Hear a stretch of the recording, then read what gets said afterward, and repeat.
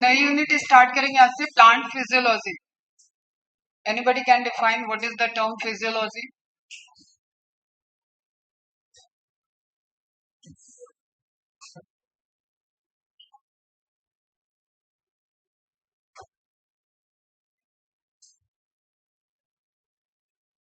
मतलब anything included in living organism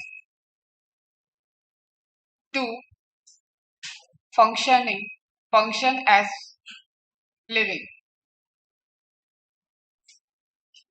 living को living की तरह वर्क करने के लिए जो भी फंक्शन करना पड़ेगा उसके इंटरनल बॉडी में, that is physiology. Okay, plant tissue आपका कंप्लीट हो चुका है, इसलिए अपन डायरेक्ट प्लांट फिजियोलॉजी में अब टिश्यू को अप्लाई करेंगे कि किस तरीके के टिश्यू किस तरीके का फंक्शन कर रहे हैं। पूरी यूनिट है, 5 चैप्टर है। फर्स्ट है ट्रांसपोर्ट इन प्लांट, ये चैप्टर लेंदी है, पूरी प्लांट फिजियोलॉजी का सबसे लेंदी चैप्टर है। एंड इसमें अपने आप में 3 चैप्टर है, मतलब आप समझ सकते हैं। तो इसको आपको जब भी रिवाइज करना हो, पहले बार जब पढ़ना है तब तो मेरे डायरेक्शन में रहोगे, लेकिन जब भी आप खुद से रिवाइज करोगे तो इसको खुद 3 पार्ट में किस किस पार्ट में पढ़ना है वो मैं बताऊंगी। तो एक बार में कोशिश नहीं करना है कभी कि पूरा चैप्टर हम खत्म करें, तो 3 पार्ट में इसको रिवाइज करना। देन मिनरल न्यूट्रिशन, जिस तरीके से अपनी बॉडी को मिनरल्स चाहिए उस तरीके से प्लांट में भी जो वाटर और मिनरल एब्जॉर्प्शन आपने बार बार सुना है मेरे मुंह से, वो मिनरल क्यों, किस कैसे मिनरल्स हैं, किस तरीके की न्यूट्रिशन प्रोवाइड करते हैं, उनकी कमी से क्या होगा, उनकी वैल्यू कितनी होनी चाहिए, कौन से मैक्रो हैं कौन से माइक्रो हैं, ये सब इस चैप्टर में, छोटा चैप्टर है इसके कंपैरिजन में, क्या ये सबसे छोटा chapter. Then photosynthesis, you know the process, उसकी पूरी mechanism, steps, different different type के लोकेशन, एंजाइम, सब यहाँ पे आपको देखना होगा। देन है रेस्पिरेशन इन प्लांट, प्लांट कह लो, एनिमल कह लो, फंजाई कह लो, जो भी एरोबिक रेस्पिरेशन करेगा, एनारोबिक रेस्पिरेशन करेगा, उसमें सेम यूनिवर्सल प्रोसेस होती है, इसलिए ये पोर्शन आपको प्लांट फिजियोलॉजी में ही मेंशन किया हुआ है। फिर वहां पे ह्यूमन फिजियोलॉजी में you will directly go for the breathing. Respiratory system का मतलब है ब्रीदिंग, ठीक है, breathe in breathe out mechanism. But एक सेल के लेवल पे जो मेटाबॉलिज्म होती है, सेलुलर रेस्पिरेशन, जो ब्रेक डाउन होता है, अगर हम सिंपल लैंग्वेज में बोलें तो यहाँ पे ग्लूकोज बनता है, यहाँ पे ग्लूकोज टूटता है, समझना है इसको, ठीक है। मुझे ये बात अपने ग्रेजुएशन में जाके और पीजी में जाके समझ में आई थी। छोटी सी बात है जो कोई टीचर इतने अच्छे से एकदम कनेक्ट करके पढ़ाते ही नहीं, आप सिर्फ मैकेनिज्म, स्टेप याद करते रहो, साइकिल याद करते रहो, that is very small thing, कि जो लाइट एनर्जी को केमिकल एनर्जी में प्लांट ने कन्वर्ट कर दिया, और आपके फूड साइकिल में वो different different, either you are herbivore और यू आर ओमनीवोर, कार्निवोर, कोई भी आप देख लो, जिसके भी लाइफ साइकिल फूड साइकिल में वो चीज एंटर की होगी, वो ग्लूकोज के मॉडिफिकेशन के बायोमोलिक्यूल्स होंगे या खुद ग्लूकोज होगा। समझ में आ रही बात? तो सब कुछ स्टार्ट यहीं से होता है, इनका ऑक्सीडेशन, इनसे फिर से उसी एनर्जी को निकालना और खुद यूज करना, that is the respiration, break down कर। ओके, तो ये यूनिवर्सल प्रोसेस है, सब में होती है, यहाँ पे आपको पढ़ना है, और वहां पे आपको ह्यूमन फिजियोलॉजी में you will go through the mechanism, lungs की फंक्शनिंग आपको देखना है, ब्लड में कैसे वो ट्रांसपोर्ट होता है वो देखना है, लेकिन एक्चुअली ऑक्सीजन कैसे यूज होता है, क्या होता है, वो सब यही रेस्पिरेशन में कंप्लीट हो जाएगा। तो सेलुलर लेवल पे जो होता है that is both common for the plants and human physiology. Then आता है लास्ट में आपका plant growth and development. Okay, जैसे छोटे से सीड से आपने पूरा प्लांट पढ़ा, तो इसमें मैंने कई बार कुछ कुछ हार्मोन के भी नाम दिए, पीजीआर्स भी आपने सुने, उन्हीं का एक कलेक्टिव किस तरीके से ग्रोथ होगा। यहाँ पे फिर से आपको मेरिस्टेमेटिक ग्रोथ पढ़नी पड़ेगी, एरिथमेटिक, ज्योमेट्रिक, ये सब ग्रोथ आएंगे, एंड हार्मोन की फंक्शनिंग आपको वन बाय वन हार्मोन्स के कुछ नाम और उनके फंक्शन ध्यान। इट्स वेरी इंटरेस्टिंग यूनिट है, स्कोरिंग यूनिट है। इस बार भी आप क्वेश्चन देखोगे तो ह्यूमन फिजियोलॉजी से ज्यादा प्लांट फिजियोलॉजी से क्वेश्चन पूछे गए थे, तो अटेंटिव होके पढ़ोगे तो बहुत अच्छे से कवर होगा, और थोड़ा सा भी लिंक गया तो यहाँ से चीजें नहीं समझ में आनी। ओके, अब होमवर्क में आज क्या करोगे, सेल चैप्टर की प्लाज्मा मेम्ब्रेन रिवाइज करो। प्लाज्मा मेम्ब्रेन और सेल वॉल। ठीक है, प्लांट को फोकस करके, बैक्टीरियल सेल वॉल कैप्सूल नहीं, प्लांट को फोकस करके सेल वॉल को रिवाइज करोगे, प्लाज्मोडेस्माटा रिवाइज करोगे, और जाइलम तो अभी पढ़े ही हुए हो, जाइलम फ्लोएम, तो वो बहुत नीड नहीं है, बट आप उसको भी अपना रेगुलर रिवीजन में, जैसा अभी जब तक टेस्ट नहीं होता है तो आपको रखना है। ओके, तो प्लांट फिजियोलॉजी को परफॉर्म करने के लिए आपको समझ में आना चाहिए this is not a simple mechanism. तो यहाँ पे बहुत सारे फैक्टर्स होंगे और बहुत सारे छोटे छोटे छोटे छोटे फील्ड होते हैं, इसलिए ये हायर लेवल पे रिसर्च के टॉपिक्स भी हैं। आप छोटे लेवल पे पढ़ रहे हो, इसका मतलब अब कोई भी चीज उसकी डेप्थ में जाएगी, जो भी ग्रेजुएशन में पढ़ेगा या पीजी में पढ़ेगा या पीएचडी में, अगर वो फोटोसिंथेसिस पे ही उसका रिसर्च चल रहा है, तो बेसिक फोटोसिंथेसिस तो यही रहेगी। ठीक है, तो इट्स ये काफी इंटरेक्टिव होती है। जैसे यहाँ पे आया एक ब्रांच दिख रहा है आपको, फाइटो केमिस्ट्री। ठीक है, cellular interaction, you have to study कि वन सेल कैसे आपस में सेल सेल इंटरेक्ट कर रहे हैं, कैसे एक दूसरे से ट्रांसपोर्ट हो रहा है, उससे ही प्लांट फिजियोलॉजी परफॉर्म हो सकती है, चाहे फोटोसिंथेसिस हो, चाहे रेस्पिरेशन हो, चाहे ट्रांसपोर्टेशन हो। Okay, molecular and cell biology भी आएगा। मॉलिक्यूलर बायोलॉजी जो इंटरनल सेल के लेवल पे काम हो रहा है, दैट इज द मॉलिक्यूलर, जो प्रोटीन जो एंजाइम उसमें इन्वॉल्व हो रहे हैं। अगर आपने सिर्फ उन पे फोकस किया है, रिएक्शंस के पाथवेज पे आप रिसर्च कर रहे हो, तो ऑब्वियसली आपको इस फील्ड की तरफ, तो इन फील्ड के कोलैबोरेशन और नॉलेज से तब आपका आता है पूरा का पूरा कंप्लीट प्लांट फिजियोलॉजी।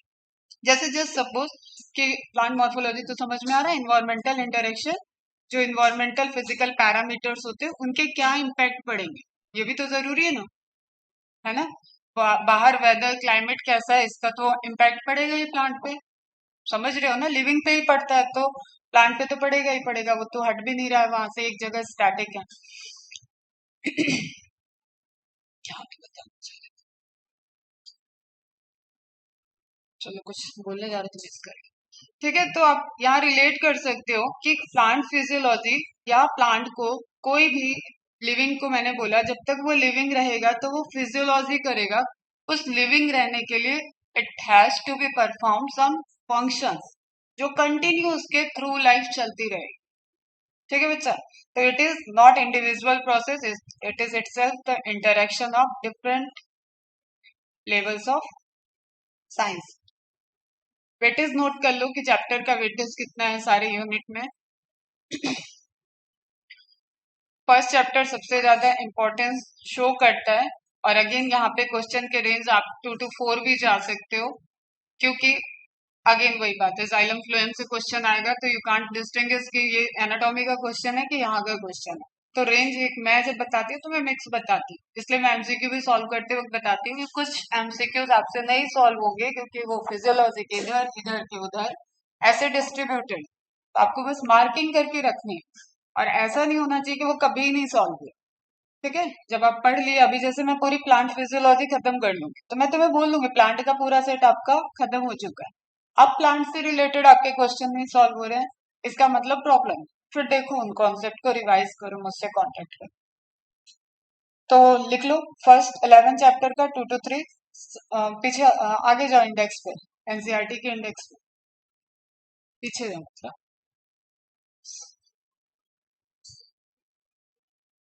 चैप्टर 11 से 2 to 3 question. Chapter 12 mineral nutrition है, इस बार क्वेश्चन अच्छे आए, 2 क्वेश्चन आए थे सर। मिनरल न्यूट्रिशन से रेंज बढ़ भी सकता है, 1 to 4 इंफॉर्मेटिव है।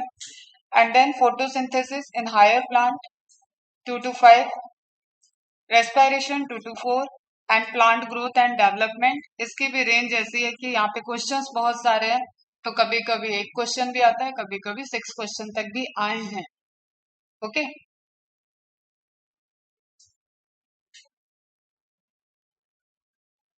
इकोलॉजी में या एनवायरमेंट में या इवोल्यूशन में, if you have to study plant and animal, तो आपको पता होना चाहिए प्लांट पहले आए हैं देन एनिमल आए हैं, कि हम ने क्लासिफिकेशन में भी बात की थी। एनिमल का formation is dependent on the plant evolution, चाहे आप लोअर एनिमल बोलोगे, मतलब वाटर के एनिमल की बात कर लो, पोरीफेरा की बात कर लो, तो भी वो प्लांट पे डिपेंडेंट है। आप हायर की बात करो तो अपन तो डिपेंडेंट है ही। ओके, तो इन सभी ब्रांचेस के इंटरेक्शन होना और सब जो मैंने अभी आपको पाई चार्ट दिखाया था वो जेन्युइन है। अब यूनिट के स्टार्टिंग में कुछ इंफॉर्मेशन दी है, चैप्टर के पहले आ जाओ। The description of structure and variation of living organism over a period of time ended up as two, ठीक है, जो अभी स्लाइड पे लिखा हुआ था वही है, अपेरेंटली इररिकॉन्सिलेबल पर्सपेक्टिव ऑन बायोलॉजी। ठीक है, दो पर्सपेक्टिव की बात किए जा रही है। Two perspective essentially rested on two level of organization of life forms and phenomena. One described at organismic, underline कर लेना, and above level of organization, while the second described at cellular and molecular level of organization. अब जो आपकी basic biology चली थी इतनी लंबी चौड़ी, फिर सेल चला इतना लंबा चौड़ा, बेसिक्स तो कई चीजों की सारे चैप्टर सारी यूनिट की ऑलरेडी वहीं पे दी हुई। अब ये सब बातें मैंने की हुई है कि इंटरेक्शन जब भी होगा तो ऑर्गेनिज्म आपस में इंटरेक्ट कर रहे हैं, अपन अपने फिजिकल एनवायरनमेंट से इंटरेक्ट कर रहे हैं। लेकिन ये एक हायर लेवल हो गया और लोअर लेवल पे जाओगे आप तो सेल सेल से इंटरेक्ट कर रही है, intra cellular matrix extra cellular matrix से इंटरेक्ट कर रहा है, सेल के अंदर मॉलिक्यूल आपस में इंटरेक्ट कर रहे हैं, सेल ऑर्गेनेल आपस में इंटरेक्ट कर रहे हैं, ईआर गोल्जी से कोऑर्डिनेट कर रहा है, गोल्जी लाइसोसोम को फॉर्म कर रहा है। तो there is lots of the interaction and process, उसी के रिजल्टेंट पूरी की पूरी बाहर की फिजियोलॉजी आई किसी भी ऑर्गेनिज्म की, चाहे आप यूनिसेलुलर की बात कर लो, चाहे आप मल्टीसेलुलर में टिश्यू लेवल की बात कर लो, या ऑर्गेनिज्म लेवल की बात कर लो, मतलब ऑर्गन सिस्टम लेवल की बात कर लो। क्लियर है? तो ये आप यहाँ पे थोड़ा सा अंडरलाइन कर लेना, एक लेवल ऑफ ऑर्गेनाइजेशन कि उसका लेवल ऑफ ऑर्गेनाइजेशन कैसा है, सेलुलर लेवल है, टिश्यू लेवल है, टिश्यू सिस्टम लेवल है, ऑर्गन लेवल है, organ system level. Okay, that is the organisation, level of organisation.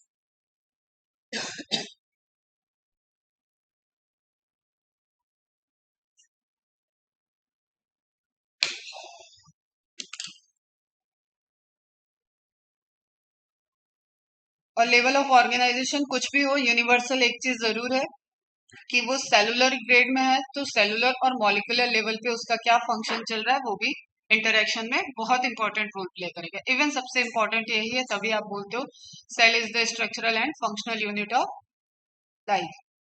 The first resulted in ecology, जो organisation का इंटरेक्शन है या जो ऑर्गेनिज्मिक लेवल पे आप स्टडी करते हो वो इकोलॉजिकल है, समझ में आ रहा है? वो इन्वायरमेंटल, अपन इकोलॉजी में अपन इस जगह पे किस तरीके से इंटरेक्ट कर रहे हैं, कैसे कोई ऑर्गेनिज्म सरवाइव कर रहा है, वो इकोलॉजिकल लेवल। तो first resulted in ecology and related discipline, second physiology का बेसिस बनता है। तो ये आप दो तीन वर्ड यहाँ से हाईलाइट कर लो, ठीक है? सेलुलर मॉलिकुलर लेवल, तो पहला वाला जो ऑर्गेनिज्मिक लेवल है that is related to ecology पे इम्पैक्ट करेगा, एंड दूसरा आपकी फिजियोलॉजी एंड बायोकेमिस्ट्री से related. Description of physiological process in flowering plant, obviously पूरी प्लांट फिजियोलॉजी जिस पे बेस्ड है वो डिवीजन क्या होगा आपका, एंजियोस्पर्म, हायर।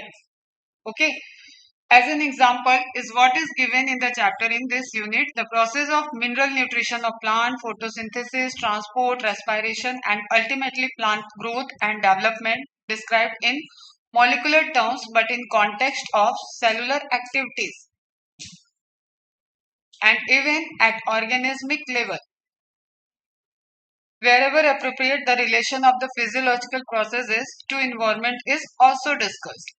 ठीक है, जैसे आप ट्रांसपिरेशन पढ़ोगे तो रेट ऑफ ट्रांसपिरेशन पे impact of temperature, impact of wind, impact of weather, आप सब कुछ वहां पे देखोगे।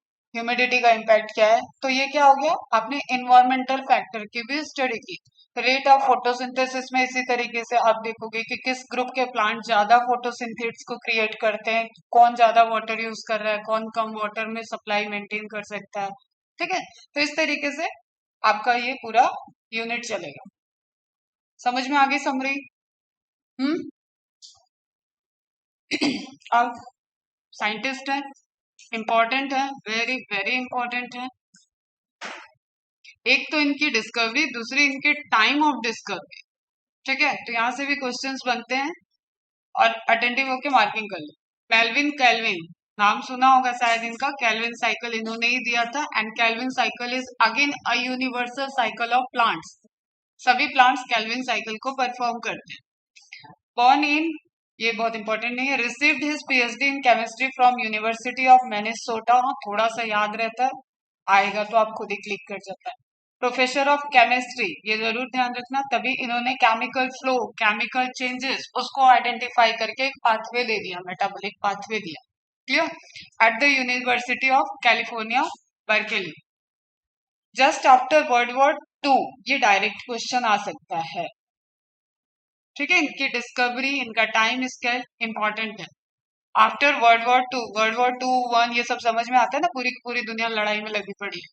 ठीक, when the world was under shock after the Hiroshima Nagasaki bombing, पता है ना, आज भी इसके इम्पैक्ट है। न्यूक्लियर अटैक हुआ था, तो हिरोशिमा नागासाकी में जो न्यूक्लियर अटैक हुआ था, रेडियो एक्टिविटी हुई, उससे कितने उसके एक निगेटिव इम्पैक्ट थे। ठीक है, इल इफेक्ट, पूरी निगेटिव इम्पैक्ट, जिसका आज भी आपको वहां पे इफेक्ट दिखता है। कैल्विन एंड को वर्कर उसी टाइम रेडियो एक्टिव का एक बेनिफिशियल यूज या पॉजिटिव रिसर्च कर दिया। अब कोई चीज ऐसी होती है तो उसपे कितना लोगों को एक चिढ़ होता है ना कि ये न्यूक्लियर बम बना ही क्यों, ऐसा हुआ ही क्यों, ये कितनी गलत चीज है। लेकिन इन्होंने उसी का एक पॉजिटिव इम्पैक्ट किया। जैसे सिंपल, तो मोबाइल आजकल कितनी बेनिफिट भी दे रहा है, तो कितने इसके ड्रॉबैक भी हैं। आपने कभी नोटिस करो तो जरा 10 दिन कंटिन्यू मोबाइल मोबाइल खेल के देखो, तो आपको ये फोन पे आपको फर्क दिखेगा। यहाँ पे आपकी गर्दन ही ऐसे रह रही है। अपने पूरे इंडियन सिटीजन की गर्दन बोन्स में प्रॉब्लम रिपोर्टेड होने लगी है, क्योंकि यहाँ के लोगों को कोई चीज मिलती है ना, तो ऐसी मिलती है जैसे कभी पाया ही नहीं। अमेरिकन वहां उधर कोई डिस्कवरी होगी तो वो पता है उसका बेनिफिट क्या है, उसका ड्रॉबैक क्या है, वो ड्रॉबैक की तरफ बहुत जाएंगे ही नहीं। मिनिमम पॉपुलेशन होगी जो गलत साइड में जा रही। यहाँ कैसा होता है, प्रोडक्टिविटी रेट देश का कहाँ जाए, हमारा फंक्शन, हमारा आउटपुट कहाँ गया, हम किस जॉब में है, वो सब कहाँ गया। हमें तो भाई ये नई चीज दिखी, पबजी दिख गया, भगवान जाने क्या दिख गया, और इसमें लगे पड़े। तो बच्चे से लेके बड़े तक ये जो मोबाइल है, ये देखना बहुत अच्छा वाला ह्यूमन इवोल्यूशन लाने वाला है। ओके, तो उसी तरीके से ये इसके जैसे ड्रॉबैक हैं, इसकी पॉजिटिविटी भी बहुत है। एक क्लिक पे आपको कोई इन्फॉर्मेशन मिल जा रही है।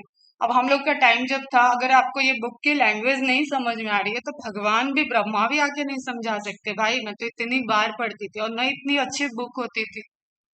अगर तब की हम तुम्हें पैराग्राफ पढ़ा दें तो तुम्हारा पैराग्राफ का लिंक ही टूट जाएगा। ऐसी ऐसी बुक्स थी। पहली बार जब कलर बुक आई तो बड़ी खुशी हुई थी हमको, अरे भाई गॉड, पिक्चर कलर आ गई, लेटर अच्छे दिख रहे हैं, तो बुक पढ़ने में मजा आने। ठीक है, जैसे मेरी बायोकेमिस्ट्री की जो बुक है वो मैंने 2005 में ली थी, 1600 रुपए की।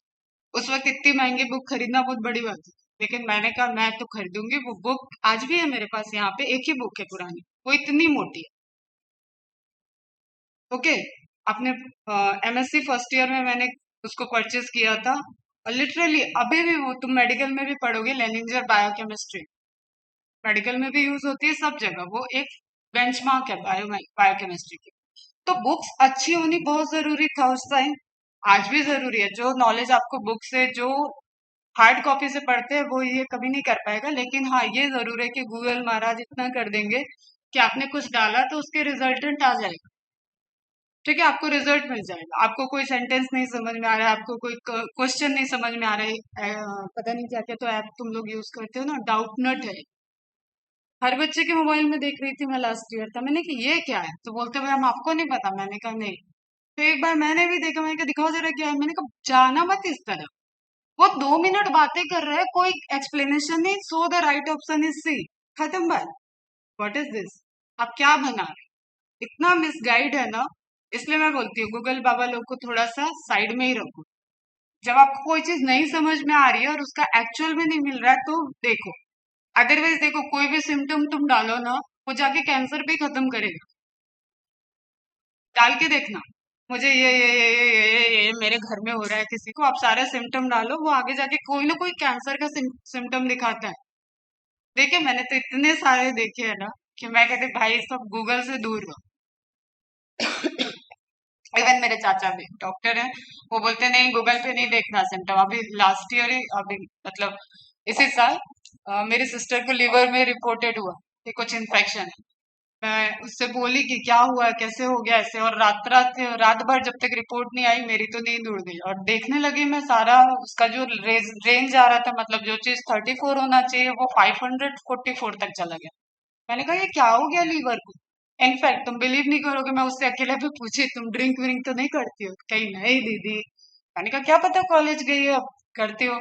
तो अगले दिन तक रिपोर्ट नहीं आई, तब तक तो मैं लग रहा था गया इसका लीवर, क्या करेंगे कैसे करेंगे, सब कुछ चल रहा था, और गूगल दिखाता भी उतना डेंजरस है। फिर मेरे एक दो फ्रेंड है डॉक्टर, उनको मैंने भेजा तो वो बोले हेपेटाइटिस का लग रहा है, but it may be viral infection हो थोड़ा बहुत, क्योंकि वो थोड़ा कॉलेज वॉलेज का ट्रैवल भी की थी कोरोना ओपनिंग के बाद, तो शायद कुछ खाई पी थी और उसी का लेवल बहुत ज्यादा, थोड़ा ओबेसिटी भी है उसको, तो हाई हो गया। बट डॉक्टर बहुत अच्छे थे, इनफैक्ट 1500 रुपए से उनकी कंसल्टेशन फी थी। लेकिन ये चीजों की इंपॉर्टेंस मैं समझती हूँ। ठीक है, किसी डॉक्टर की अगर फीस बहुत ज्यादा है इसका मतलब ये नहीं कि वो डॉक्टर लूट रहा है। पहली थॉट तो ये रहना चाहिए। कोई डॉक्टर बहुत सारे टेस्ट करा रहा है तो इसका मतलब ये नहीं कि उसके पैथोलॉजी से कनेक्शन। हर जगह ऐसा नहीं होता। अभी क्या होती है ना, डिजीज ऐसी है कि उनके सिम्टम्स बहुत कॉमन है, तो इलाज से ज्यादा जरूरी है डायग्नोसिस। डायग्नोसिस राइट डायरेक्शन में हुआ या नहीं हुआ, दैट इज वेरी इंपॉर्टेंट। तो कोई एक्सपीरियंस डॉक्टर, अब वो डॉक्टर सर को मैंने देखा, उनके टोटल बाल एकदम सफेद। मैंने कहा बस मुझे इसका सही ट्रीटमेंट कराना था, और अगले दिन मेरा इधर आने का फ्लाइट भी था। तो मैंने कहा मुझे एक दिन में इसको थोड़ा सा सही डायरेक्शन में करना है। तो मैं उसको लेके गई। देखा भैया तुरंत, अरे कहाँ ले गई हो, कैसे तो डॉक्टर है। मैंने कहा देखते हैं रुक जाओ। दिखाया विखाया उन्होंने तुरंत उसी डायरेक्शन में, और वो थॉट में भी नहीं आता कि लीवर में ऐसा कुछ प्रॉब्लम हो सकता है, क्योंकि जो सिम्टम्स दिख रहे थे उसके अकॉर्डिंग बस वो खाना खा रही थी वॉमिट हो रहा था, खाना खा रही थी वॉमिट हो रहा। तो ये कंटिन्यू 3-4 दिन चलता रहा। हम लोग गाँव गए एक दिन के लिए, बड़े पापा की जो तेरही थी, अभी एक दिन में गई थी ना रक्षाबंधन के टाइम। गाँव गए, गाँव से वापस आए तब भी उसकी वही कंडीशन। अगले दिन फिर डॉक्टर को दिखाया, तो इसके उन्होंने डाउट दिए। रिपोर्ट अगले दिन जिस दिन मेरी फ्लाइट थी उस दिन आई। उसके बाद उन्होंने ट्रीटमेंट दिया, और विद इन वीक वो थोड़ा सा नॉर्मल हुई, और 10 दिन में तो यहाँ रत्नागिरी मैंने उसको बुला लिया था। तो दैट इज लाइक कि सही डायरेक्शन में ट्रीटमेंट होना बहुत जरूरी है। और इतनी सी चीज के लिए 10,000 की कॉस्ट लगी, बट वो बहुत जेन्युइन था। अगर वो थोड़ा भी ऊपर नीचे और 2-4 दिन इधर चलता तो वो सीवियर केस बन जाता। ठीक है, तो वही चीज, ये तो चली गई बात की कोई भी इंपॉर्टेंस किसी भी चीज की आप देखोगे तो निगेटिव भी है पॉजिटिव भी है, आप कितना पॉजिटिव की तरफ फोकस रहते हो दैट इज नेसेसरी। अगर आप मोबाइल का सही यूज कर रहे हो तो ये आपके लिए खुद एक बहुत अच्छा फ्रेंड है, एक बहुत अच्छी नॉलेज है, विकिपीडिया है, सब कुछ है इसमें। बहुत अच्छे अच्छे कंटेंट है। इवन इतना चीज है कि आप बहुत सी नॉलेज ले सकते हो एक जगह बैठे बैठे, लाइब्रेरी की तरह। अदरवाइज सोशल मीडिया तो है ही आपके लिए। ठीक है, तो चलो यहाँ पे मार्क करो। बेनिफिशियल यूज से इतनी कहानी चली गई अपनी। ही along with the J Basham, इनको भी अंडरलाइन कर लेना बेटा। Studies reaction in green plants forming sugar, कौन सी प्रोसेस हो जाएगी बताओ। अरे बोलो बाबा। फोटोसिंथेसिस ना, glucose sugar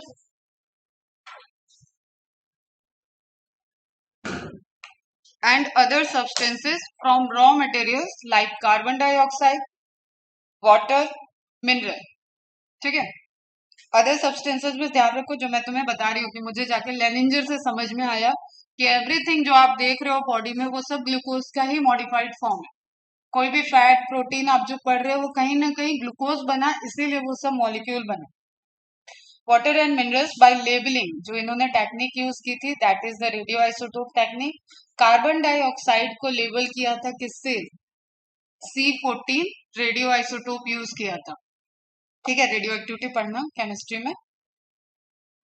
Kelvin proposed that plants change light energy to chemical energy। ठीक है, एनर्जी का फॉर्म चेंज किया जा सकता है, एनर्जी न क्रिएट की जा सकती है ना डिस्ट्रॉय की जा सकती है। एनर्जी ओपन सिस्टम है, ये सर्कुलेट हो रही है एक फॉर्म से दूसरे फॉर्म में। ये भी बेसिक में बताया हुआ। Light energy to chemical energy by transferring an electron in an organised array. Array means होता है लाइन, चेन, ठीक है।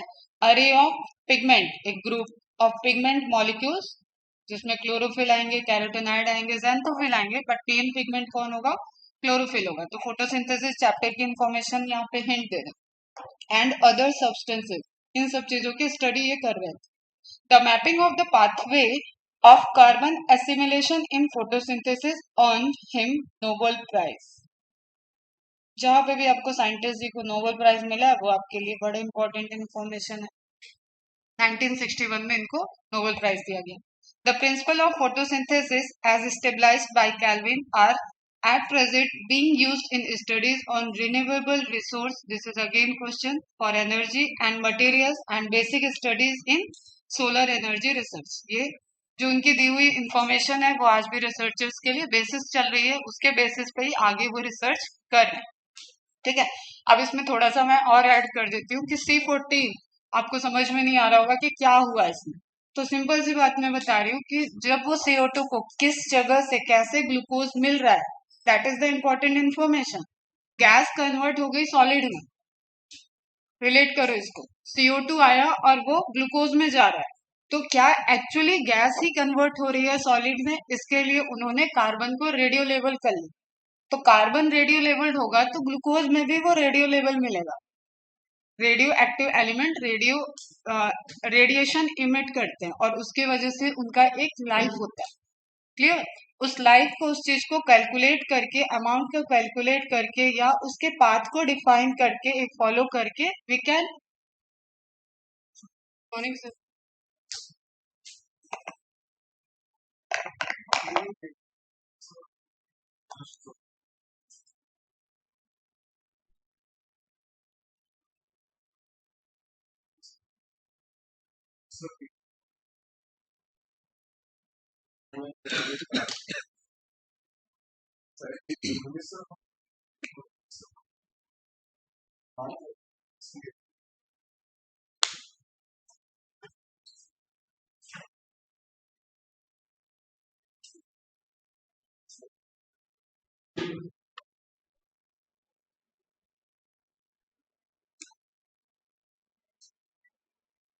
ओके, तो जब CO2 एंटर कर रहा है और C6H12O6 बन रहा है, तो ये अगर C14 लेवल था तो यहाँ जो C6H12O6 बन रहा है, क्या वो रेडिएशन एमिट कर रहा है? क्या उसमें C14 प्रेजेंट है? तो दिस विल इंडिकेट कि हाँ प्रेजेंट था। और ये इंडिकेट करता है कि चाहे ये जितने स्टेप से गया है, कार्बन तो ये वही है जो CO2 से आया था। Is it clear? तो पाथ, पैसेज, स्टेप्स, ये सारे इन्होंने डिस्कवर कर दिए बाय लेबलिंग। जैसे जीपीएस ट्रैकिंग आजकल चल रही है ना, अगर जीपीएस ट्रैकिंग है तो मेरा मोबाइल किस लोकेशन पे मूव कर रहा है वो आराम से जाना जा सकता है। तो उसी तरीके से जीपीएस की तरफ कार्बन कहाँ से आ रहा है, कितना आ रहा है, उस कार्बन को रेडियो लेबल कर दिया गया। और उसके बाद वो किस तरीके से, अब तो बाकी तो एंजाइमेटिक रिएक्शन है, फिजियोलॉजी एक बार एंटर कर गया तो उस पर सेल काम करेगी, बॉडी काम करेगी, ठीक है। तो उस काम करने में कितने स्टेप चेंज हो रहे हैं, उन बीच के इंटरमीडिएट स्टेप पे भी देखो तो भी आपको C14 मिलेगा। फिर आपने एंड प्रोडक्ट में देखा, वहां पे भी C14 मिल रहा है। तो इसका मतलब that is the path of carbon. Okay, समझ में आया? फिर इसकी डिटेल बात करेंगे। तो हर यूनिट के पहले जो साइंटिस्ट है वो उसी यूनिट के किसी चैप्टर से रिलेटेड कंट्रीब्यूशन उनका है जिसमें मैक्सिमम को नोबेल प्राइज मिला होगा। तो आपको इन्फॉर्मेशन थोड़ा सा ध्यान रखना है, मार्किंग करनी है, ऐसा नहीं कि इसको स्विच करके आगे बढ़े। अब फर्स्ट चैप्टर लेते हैं फिजियोलॉजी का, that is transport in plants. Okay, मतलब प्लांट्स को ट्रांसपोर्टेशन की नीड तो पड़ेगी। प्लांट है, एक जगह खड़ा है, ठीक है, उसकी हाइट है, कम है, ज्यादा है, विड्थ है, सब पढ़ा भी अपन ने। तो उसको रिक्वायरमेंट है, उसको ग्रोथ की रिक्वायरमेंट है, उसको कुछ एसेंशियल एलिमेंट्स चाहिए, सभी चीजों की रिक्वायरमेंट है। फिर उसके पास ऐसा कुछ नहीं है कि उसके पास लंग्स है, हार्ट है, कोई वाइटल ऐसे ऑर्गन नहीं है जो किसी की सप्लाई के लिए रिस्पॉन्सिबल है। पूरे प्लांट के बॉडी में कोई लिक्विड ऐसे फ्लो कर रहा है, कोई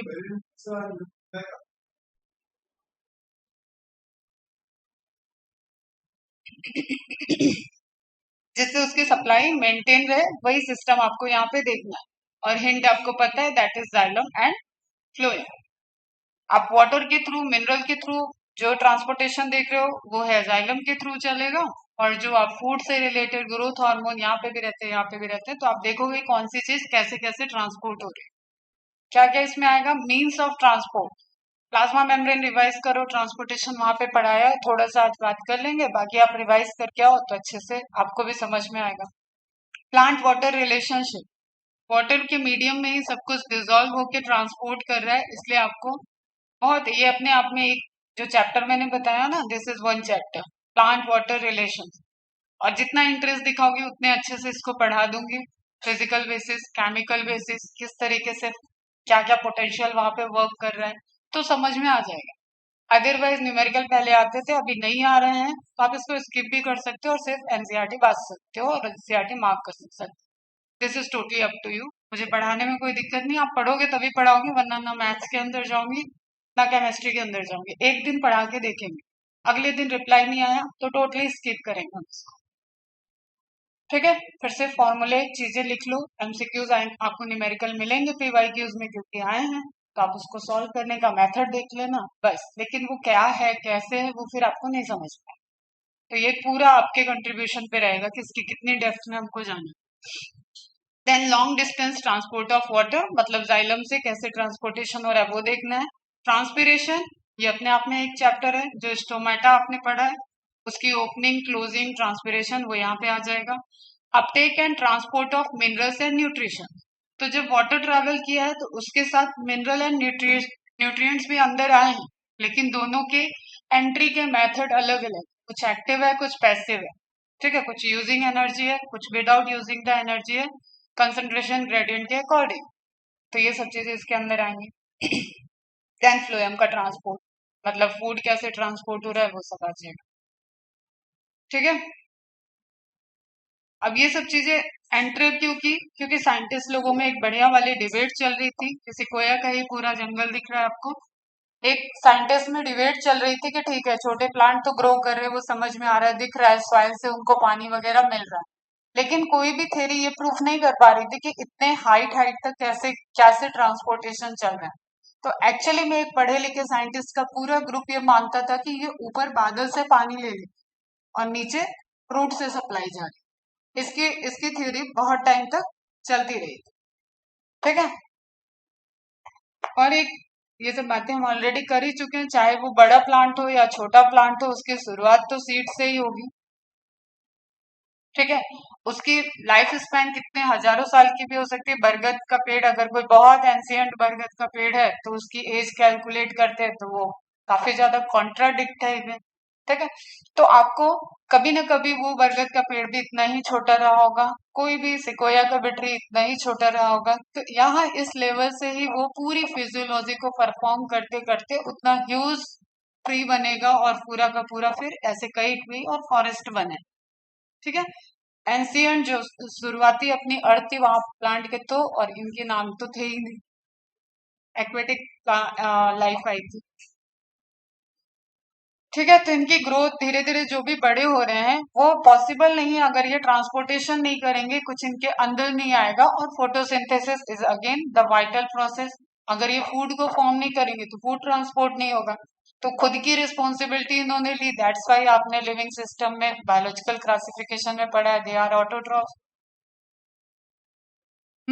जो बेसिक सब पढ़े हैं वो यहाँ पे आपको रखना है बैकग्राउंड में। अगर ये थोड़ा सा सीड जो है वो फूड स्टोर किया हुआ है, उस स्टोरेज फूड से ही वाटर के मिलते ही वो इम्बिप्शन करेगा और ग्रोथ करना शुरू कर देगा। जब भी वो ग्रोथ करेगा तो उसकी जो पहली लीफ आएंगी अपनी, वो लीफ फिर फोटोसिंथेसिस करना स्टार्ट कर देंगे।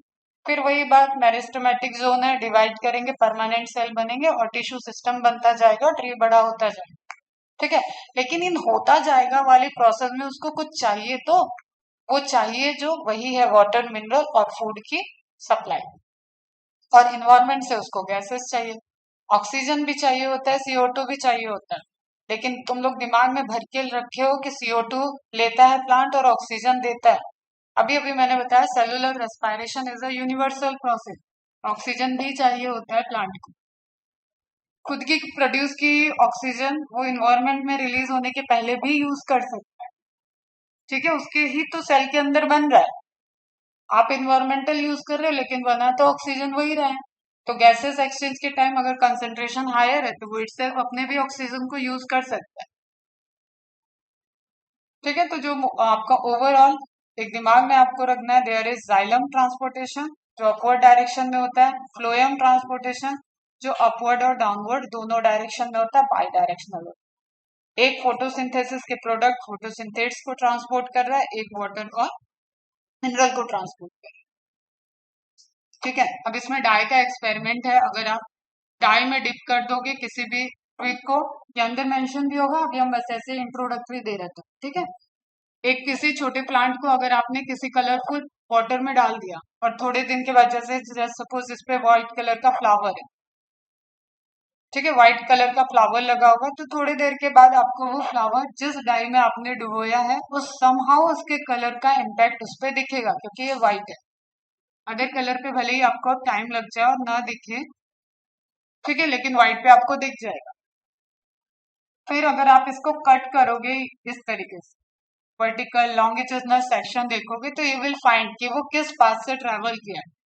जैसे मैंने C14 का बताया, तो उसको चेक करने के लिए आपको रेडियो आइसोटोप्स को ट्रेस करना और इंस्ट्रूमेंट की नीड है। बट ये तो कलर डाई है, आपको कट करने के बाद ये दिखेगा। ठीक है, जो पढ़ाया था तो कशिश अगले दिन करके भी ले आई, कट करके। ठीक है, उसने नील में डिप किया था और उसके बाद बोली मैम देखिए ये रास्ता दिख। मैंने कहा बस यही बाकी था। ठीक है, तो तुम बस समझो, ये सब बहुत करने बनने की जरूरत नहीं है, लेकिन इट इज द फैक्ट कि आप उसको कलर सॉल्यूशन में अगर रखोगे तो वो वाटर के थ्रू अंदर एंटर करेगा तो वो किस पाथ से गया है वो पाथ आपको कलरफुल दिखेगा, and that is the vascular bundle xylem. वही पाथ क्या होगा, जाइलम का। ठीक, ये भी इंडिकेट कर रहा है सारे जो अभी तक बात की अपन ने। ट्रांसपोर्टेशन में क्या चाहिए, क्या इन होगा, क्या आउट हो रहा है, क्या चाहिए, क्या प्रोसेस हो रहा है। वाटर सबसे ज्यादा 99% जितना अंदर आया, 100% जो अंदर आया उसमें से 1% यूज होता है प्लांट में और 99% एवेपोरेट होता है। तो इस तरीके के फैक्ट आज ही दिमाग में रख लो, तब मैकेनिक्स समझ में आएगी। चलो एनसीईआरटी शुरू करते हैं। कथा, हैव यू एवर वंडर्ड, इतनी बता दिए बात, वंडर पहले हुए थे कि नहीं पता नहीं, अब खुद से पूछो। How water reaches the top of all tree, or for that matter how and why substances move from one cell to the other। वही बात होगी, एक ऑर्गेनिज्मिक लेवल पे बात कर रहे हो आप, एक सेलुलर लेवल पे टिश्यू लेवल पे बात कर रहे हो, तो दोनों बेसिक से इतने अच्छे से रिलेट करो कि तुम्हें दोनों के लिए ओपन रहे माइंड, कि कोई भी चीज ऑर्गेनिज्मिक लेवल पे वर्क ही नहीं करेगी अगर अंदर सेल टू सेल वो वर्क नहीं कर रही। अगर एपिडर्मिस के रूट हेयर से कॉर्टेक्स में नहीं आएगा वाटर मिनरल, कॉर्टेक्स से एंडोडर्मिस में नहीं आएगा, एंडोडर्मिस से पेरिसाइकिल में नहीं आएगा, तो खाक खाक जाइलम से ऊपर जाता। तो cell to cell is also very necessary. यहाँ से आ रहा है फिर ऊपर जा रहा है, तो सिर्फ इसको दिमाग में नहीं रखना, ये भी एक पूरी प्रोसेस है। तो सेल टू सेल ऐसे समझो और पाइपलाइन ऐसे समझो, long distance travel and this is the cell to cell. तो कई तरीके के मैकेनिज्म बहुत इंटरैक्टिंग वे में आपको रखना है ध्यान। Whether all substances move in a similar way, सभी सब्सटेंस एक ही तरह मूव करते हैं क्या, इन द सेम डायरेक्शन, एक ही डायरेक्शन में जाते हैं, and whether metabolic energy is required for moving substance, इन सब्सटेंस को रिक्वायरमेंट है क्या कोई मूवमेंट के लिए, एटीपी वगैरह का, जीटीपी का, एटीपी का, एनर्जी की नीड है क्या, या यूं ही बहे जाते हैं। ठीक है, इस तरीके के आपके दिमाग में सवाल आने चाहिए या आए हैं क्या, ये एनसीईआरटी आपसे पूछ रही है। Plants need to move molecules over very long distances, it depends on the size and species of plant. ये पूरी प्लांट प्रजाति की बात हो रही। Much more than animals do, जितना एनिमल्स को चाहिए उससे ज्यादा साइज बड़ा है उनका। ठीक है, बड़े बड़े ट्रीज है, उससे ज्यादा उनके ऊपर लोड है, उससे ज्यादा उनके पास ब्रांचेस है। अपन ने तो दो दो हाथ पैर है बस। ठीक है, उनकी तो पता नहीं कितनी ब्रांचेस है, कितने लीफ है, कितने फ्लावर लग रहे, कितने फ्रूट लग रहे, much more than the animals do. They also do not have a circulatory system in place, उनके पास कोई पंपिंग सिस्टम भी नहीं है. Water taken up by the roots has to reach all parts of the plant up to the very tip of the growing stem. Apical tip की बात हो गई. फिर से बैकग्राउंड में वही चीज चल रहा है कि प्लांट है तो इनडेफिनेट ग्रोथ करने वाला है. जब तक उसके पास टिप है वो ग्रोथ करेगा ही करेगा. लेकिन ऐसा ग्रोथ नहीं हो रहा है कि उसकी साइज बढ़ते बढ़ते बहुत जाएगी. दैट इज डेफिनेट, ये कई बार हमने बोल दिया. The photosynthesis or food synthesized by the leaves have also to be moved to all parts including the root tip. ठीक है, ये भी समझा अपन ने पहले भी कि फोटोसिंथेसिस लीफ में हो रही है या स्टेम में हो रही है, लेकिन वो ट्रांसपोर्ट तो करेगा रूट तक. जहां तक फिर से वही बात है, जो भी लिविंग सेल है उसको ग्लूकोज चाहिए, सेलुलर रेस्पिरेशन करना है, उसको सुक्रोज के फॉर्म में ट्रांसपोर्ट होके वहां पे जाके फिर से सुक्रोज को तोड़ के ग्लूकोज बनाना है एंड देन ग्लाइकोलाइसिस करनी है, ग्लूकोज को भी तोड़ना है. तो दैट इज कि जो वो खुद खाना बना रहा है उसकी भी ट्रांसपोर्टेशन की नीड है, खुद के लिए भी यूज करेगा. Embedded deep inside the soil, root जो सॉइल में है उसके टिप तक भी खाने की नीड है. ठीक है, वहां पे भी मेरिस्टेमेटिक सेल डिवीजन चल रहा है तो उसको भी खाना पीना चाहिए बेटा. Movement across the short distance से within the cell, within the cell, एक सेल के अंदर. साइक्लोसिस याद है, प्लाज्मा मेम्ब्रेन के बाद जो मूवमेंट ऑफ साइटोप्लाज्म था. ठीक है, तो उसके लिए भी एनर्जी चाहिए. वहां पे भी वाटर फ्लो कर रहा है. प्रोटोप्लाज्मा वर्ड हमने यूज किया, that is the water. Cytoplasm word किए, प्लाज्मा जहां जहां है वहां पे वाटर है. और वाटर है तो water is a chemical solution, उसको मूवमेंट करना पड़ेगा. ठीक है, कुछ टर्म्स यहाँ पे मैं बताऊंगी जो तुम्हारे केमिस्ट्री के भी काम आएंगे, तो एकदम अच्छे से अटेंटिव रहना. से within the cell, cell के अंदर, within the cell organelle भी है इधर, माइटोकॉन्ड्रिया, मैट्रिक्स. ठीक है, तुम्हारा थाइलेक्वाइड, ल्यूमेन, उन सब जगह पे भी वाटर है. क्लियर है, तो सभी जगह वाटर एक मीडियम की तरह वर्क कर रहा है. जो एंजाइमेटिक रिएक्शंस चल रहे हैं वो उसी वाटर के मीडियम में, एक्वस सॉल्यूशन में परफॉर्म कर रहे हैं. Across the membranes and from cell to cell within the tissue has also to takes place. तो और क्या हो सकता है, सेल के अंदर चल रहा है या सेल के बाहर गया तो मेम्ब्रेन को क्रॉस करना पड़ेगा. कौन सी membrane? Plasma membrane, nuclear membrane, और एक मेम्ब्रेन बताओ प्लांट के अंदर, और एक मेम्ब्रेन इंपॉर्टेंट आएगी. सेंट्रल वैक्यूल की मेम्ब्रेन का नाम क्या है? Very good. ठीक है, टोनोप्लास्ट. तो यहाँ पे आपको मेम्ब्रेनल इंटरेक्शन भी दिखेगा. Nuclear membrane, plasma membrane, tonoplast. ठीक है, इन सब के बीच में भी एक्सचेंज होगा. Cell, from cell to cell plasmodesmata भी यूज होगा. विद इन द टिश्यू, एक जो पूरे सेल का ग्रुप होमोजेनस टिश्यू हो या हेट्रोजेनस टिश्यू हो, वो जब एक तरीके का फंक्शन परफॉर्म कर रहा है तो उनके बीच में इंटरेक्शन होगा. Has also to takes place.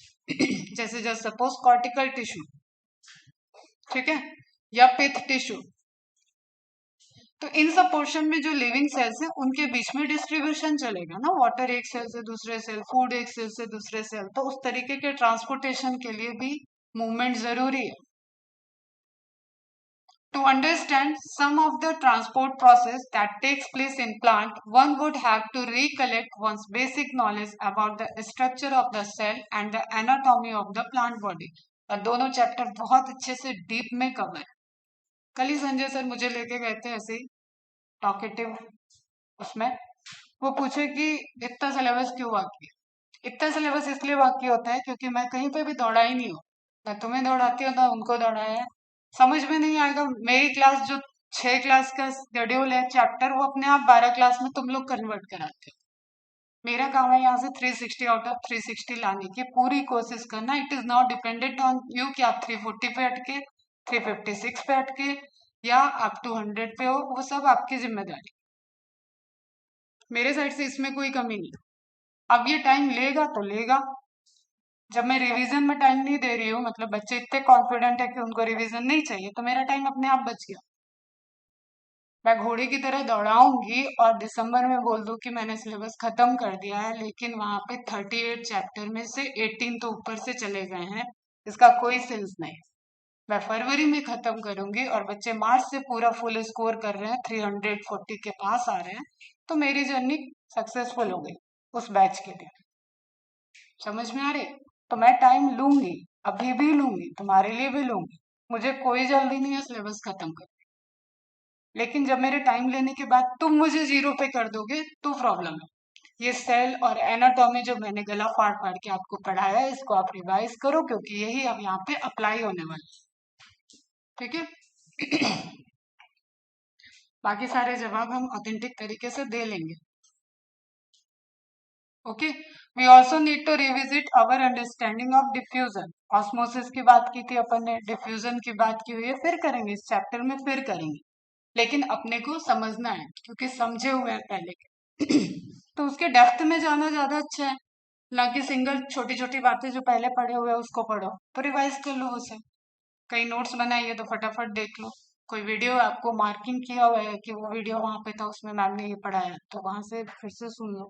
फिर भी नहीं हो रहा है तो मुझसे पूछना, या फिर भी नहीं होगा तो मैं तो बेसिक से फिर बताऊंगी, जब आएगा तब अटेंटिव होके सुन लेना। क्लियर? तो सारे ऑप्शन ओपन है, लेकिन प्लाज्मा मेम्ब्रेन का बताओ कि अब यहाँ पे हम लिपिड और प्रोटीन चैनल और उन सब की डेप्थ की बात करेंगे तो वो नहीं होगा, वो सब ऑलरेडी हो चुका है। Revisit our understanding of diffusion mechanism है, चाहे केमिस्ट्री के डिफ्यूजन बात करो, फिजिकल मॉलिक्यूल के डिफ्यूजन की बात करो, बायोलॉजिकल डिफ्यूजन की बात करो, गैसेस किसी भी चीज की डिफ्यूजन बात करो, डिफ्यूजन इज डिफ्यूजन, यूनिवर्सल है। पहला टॉपिक आपका यही रहेगा। Besides gaining some knowledge about chemical potential and ions. When we talk of the movement of substance, we need first to define what kind of movement we are talking about. किसको move करा रहे हो और कौन सा movement कराना है, ठीक है? ये जरूरी है, दिमाग में होना चाहिए। आप पढ़े जा रहे हो ट्रांसपोर्टेशन, ट्रांसपोर्टेशन आपको यही नहीं पता कि आप ट्रांसपोर्टेशन किसका करा रहे हो और क्यों करा रहे हो, what is the purpose of that transportation. अगर मैंने बोला 100% वाटर का 99% इवेपोरेट हो जा रहा है, तो प्लांट क्या पागल है जो 99% इवेपोरेट करने के लिए नीचे से ले रहा है फिर इवेपोरेट कर रहा है? नहीं, that is the part of water cycle. Cloud बनाने में रोल प्ले कर रहा है, अपने आप को कूलिंग कर रहा है, उसको तो खड़े रहना है धूप में, तो उसके कूलिंग फिनोमेना है, इसलिए वो 99% इवेपोरेट करने के लिए मेहनत कर रहा है। तो इस तरीके की लिंकिंग आपको समझ में आनी चाहिए। What kind of movement we are talking about and also what substance, किसको मूव कराना है, we are looking at किस सब्सटेंस को मूव करा रहे हैं, क्यों करा रहे हैं, कैसे करा रहे हैं, उसमें क्या प्रोसेस इन्वॉल्व हो रहा है, that is the purpose. In a flowering plant, the substance that would need to be transported are water, mineral nutrient, ions, organic nutrient and plant growth regulator, hormones, ठीक है? ऑर्गेनिक न्यूट्रिएंट के अंदर ही तुम्हारा glucose, fat वगैरह सब कुछ आ रहा है, बायोमोलिक्यूल्स आ गए, लिख लो वहीं पे, छोटी छोटी बातें तुम लोगों को रिलेट रखो।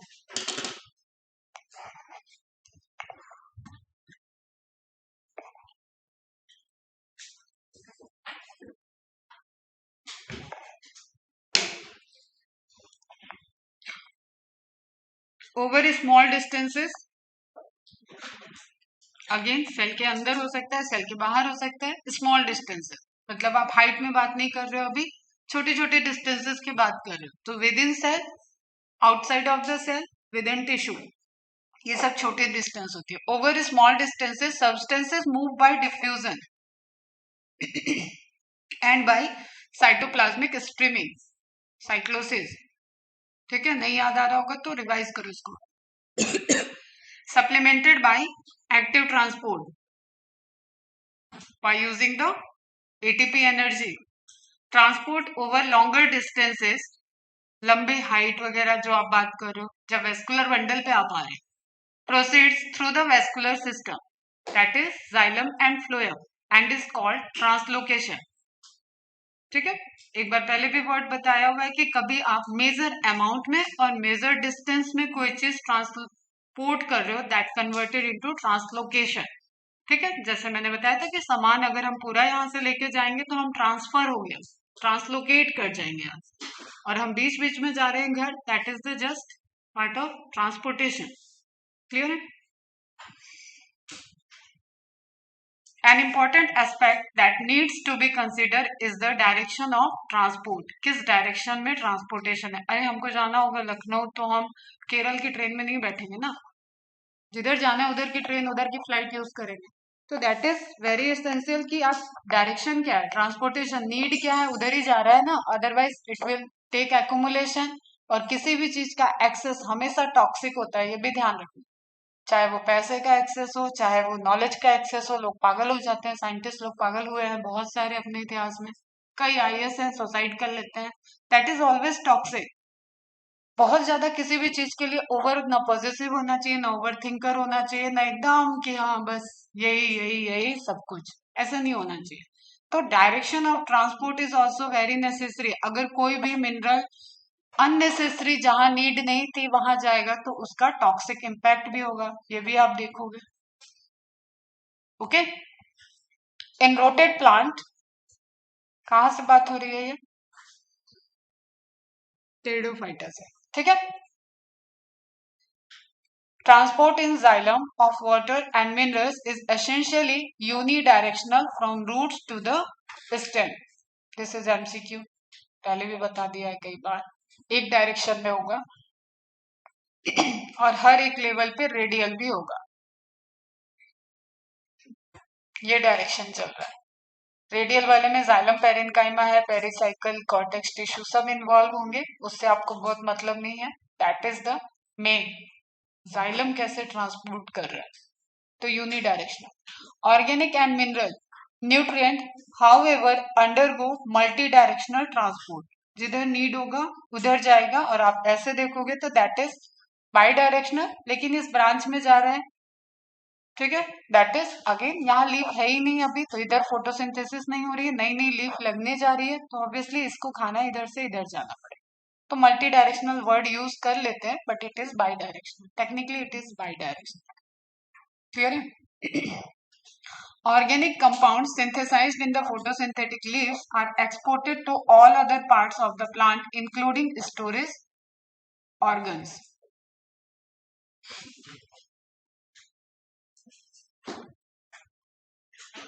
ठीक है, स्टोरेज ऑर्गन, जैसे मॉडिफाइड में आपने देखा ना, तो वहां तक मूव हो रहा है तभी तो स्टोर हो रहा है, तो दैट इज फूड स्टोरेज, जो पूरी धरती के लिए उसने स्टोर किया। इसको टॉक्सिसिटी से मत रिलेट करना। फिर from the storage organ they are later re exported. ठीक है, अब जस्ट सपोज जैसे मैंने बताया ऑटम का सीजन आ गया, ठीक है, पतझड़ का सीजन आ गया, तो सारी लीफ तो झड़ गई, तो उस वक्त भी तो प्लांट तो जिंदा है ना, उसको फूड का नीड है, तो उसने कुछ स्टोर करके रखा है, स्टोरेज पार्ट में उसने स्टोर करके रखा है, तो अपने लिए तो वो यूज करेगा ना। इट इज लाइक कि कोरोना का लॉकडाउन लग गया है, लेकिन आपने घर में ग्रोसरी इकट्ठी करके रख ली है। नॉर्मली आप ऐसे 10-10 दिन पे या मंथली लाते थे, लेकिन कोरोना का डर इतना बैठा कि लोगों ने 4-4 महीने का राशन इकट्ठा कर लिया। समझ में आ रहा है? तो उसी तरीके से अब आपको जब जरूरत है तो उस स्टोर फूड से आप री एक्सपोर्ट भी कर सकते हो। That is the source to sink phenomena. एक बार हिंट भी दिया, अभी इसके इस चैप्टर के लास्ट में आप देखोगे। And sink to source, the mineral nutrients are taken up by the roots and transported upward into the stem, leaves and the growing region.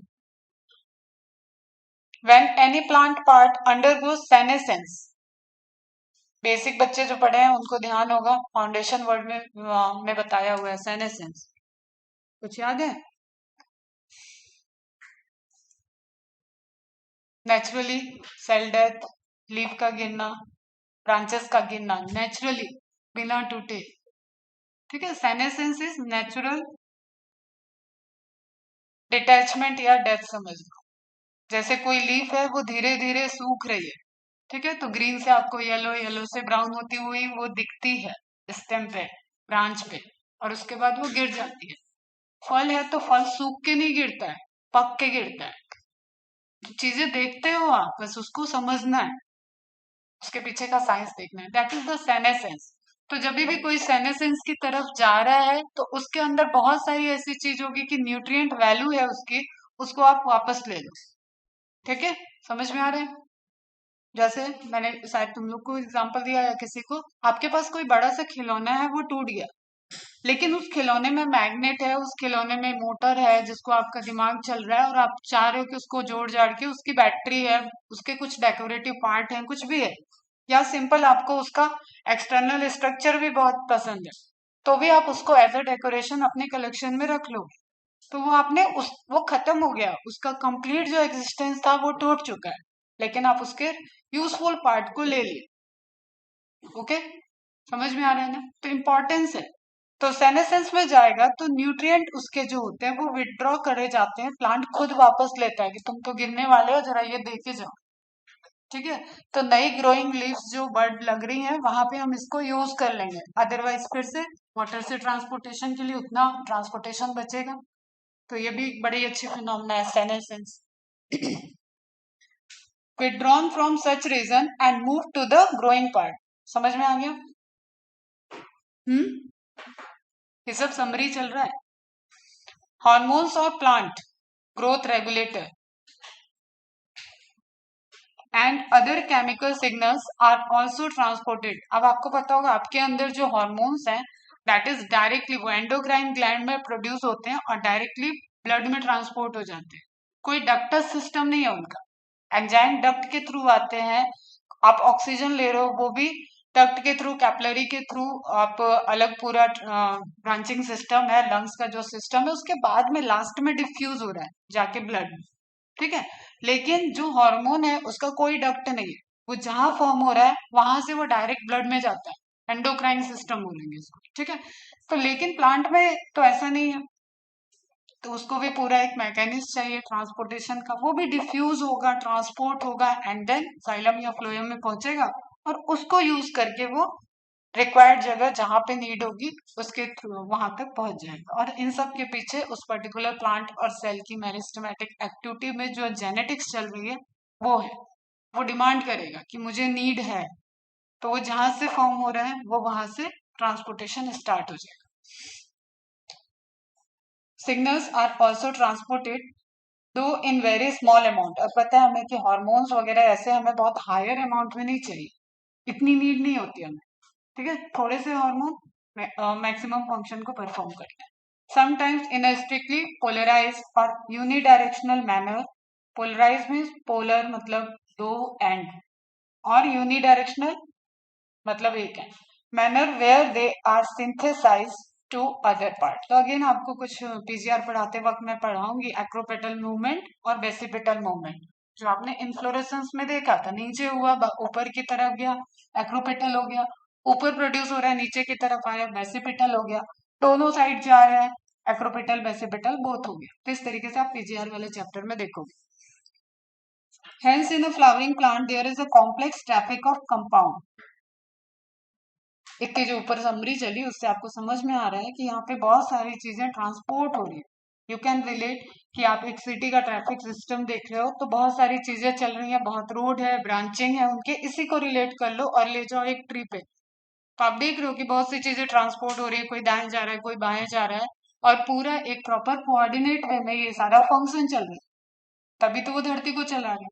ठीक है, तो complex traffic of compound but probably very orderly, बहुत ही controlled way में। Clear है? Moving in different direction, each organ again leaf root stem is organ, लिखा है तो बोल दो। ठीक है, receiving some substances and giving out some other, सब कुछ रिसीव कर रहे हैं कुछ दे रहे हैं, जैसे वाटर मिनरल लीफ तक जा रहा है तो लीफ भी तो ग्लूकोज वगैरह बना के दे रहा है ना, तो इट इज लाइक दैट। यहां तक समझ में आया?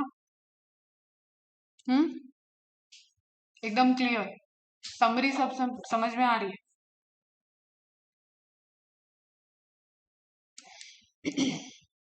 The study of various vital activities and metabolism of plant is known as plant physiology. Stephen Hales is known as father of plant physiology। ये एक्स्ट्रा नोट्स हैं, नोट करने पड़ेंगे या ले लेना पड़ेगा। जेसी बोस भूलना मत। ठीक है, इनका प्लांट फिजियोलॉजी में बहुत कंट्रीब्यूशन है। और इंडियन साइंटिस्ट हैं जगदीश चंद्र बसु, नाम सुना होगा शायद आपने, उन्हीं को इंग्लिश में बोस लिखते हैं, J C Bose is known as father of Indian plant physiology. Plants grow in soil and absorb water and mineral which are available in soil. So that water has greater importance for plant. Water forms 80 to 90% of fresh weight of plant body. Fresh weight समझ में आ रहा है? Biomolecule में study करने के लिए अपन ने fresh wait dry wait लिया था ना.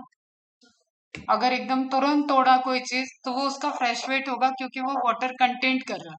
धीरे धीरे आप उसको ड्राई अप कर दो, उसको आपने बुक के बीच में रखा या आपने उसको धीरे धीरे कोई टेम्परेचर दे रहे हो, धूप में रख के सुखा रहे हो, तो उसका वाटर जब खत्म हो जाएगा तो तब आप उसका वेट लोगे तो ड्राई वेट रहेगा. तो fresh weight minus dry weight is included आपको अमाउंट ऑफ वाटर को कैलकुलेट करने में हेल्प करेगी.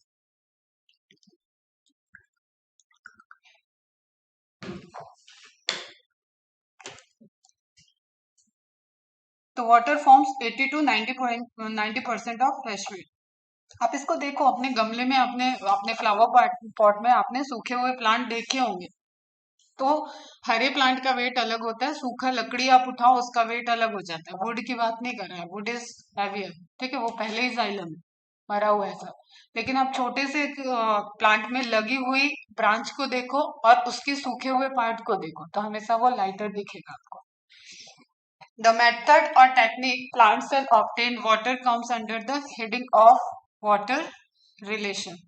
That's why plant water relation important. अब हम एनसीईआरटी के बाहर हैं ना, फोकस करना है. परमिएबिलिटी ट्रांसपोर्टेशन के लिए जब आप लोकल लेवल पे या स्मॉल लेवल पे बात कर रहे हो तो that is required first permeability.